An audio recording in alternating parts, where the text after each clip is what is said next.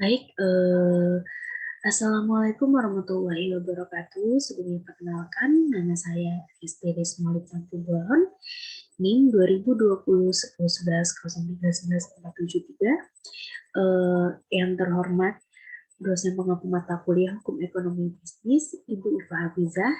Di sini saya akan mempresentasikan hasil main yang saya buat dengan materi hak cipta.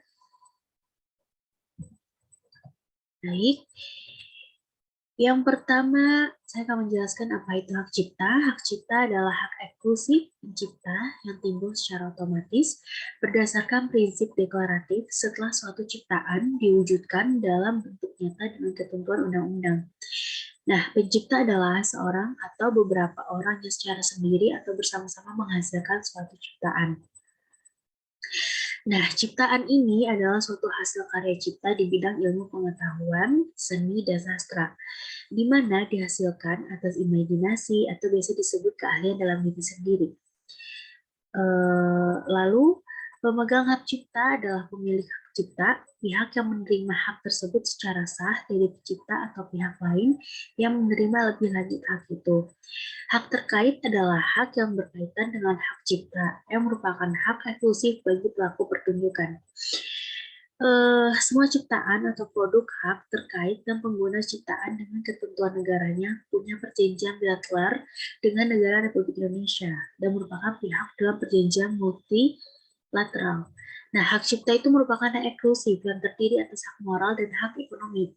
Nah, hak moral dan hak ekonomi itu apa sih? Nah, hak moral itu adalah hak yang melekat secara abadi pada diri pencipta. Sedangkan hak ekonomi itu adalah hak eksklusif pencipta untuk dapat manfaat ekonomi atas ciptaan. Nah, hak cipta itu merupakan benda bergerak tidak berwujud.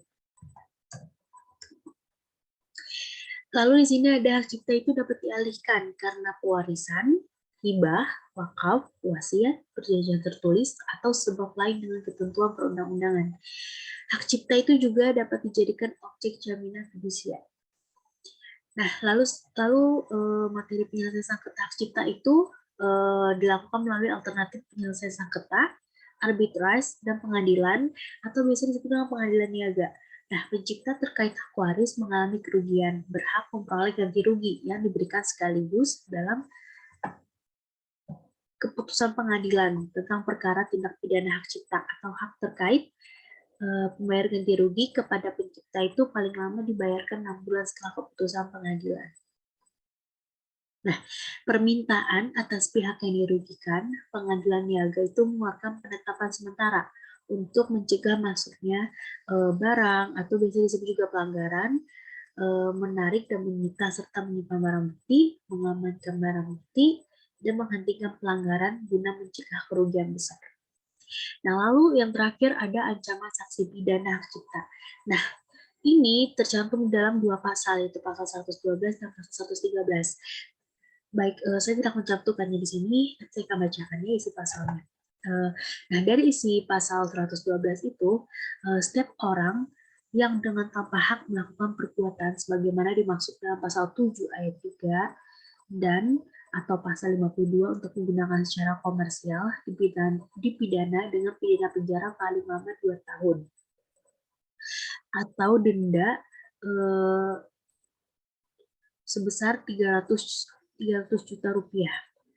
Lalu isi pasal 113, setiap orang yang dengan tanpa hak melakukan pelanggaran hak ekonomi sebagaimana dimaksud dalam pasal 9 ayat 1, huruf I untuk penggunaan secara komersial dipidana dengan pidana penjara paling lama 1 tahun atau denda dikenakan dengan 100 juta rupiah. Nah, setiap orang dengan tanpa hak atau tanpa izin pencipta atau pemegang hak cipta melakukan pelanggaran hak ekonomi pencipta sebagaimana dimaksud dalam pasal 9 ayat 1 huruf C, huruf D, huruf F, dan huruf H untuk penggunaan secara komersial dipidana dengan pidana penjara paling lama 3 tahun atau dikenakan denda sebesar 500 juta rupiah.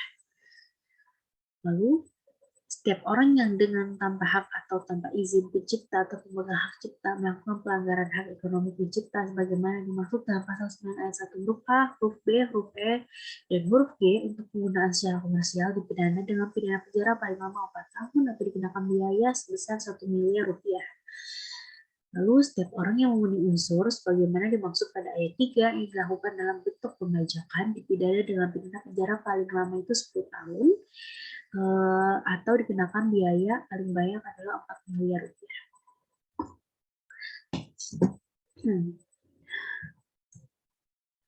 Baik, sekian presentasi materi hak cipta dari saya.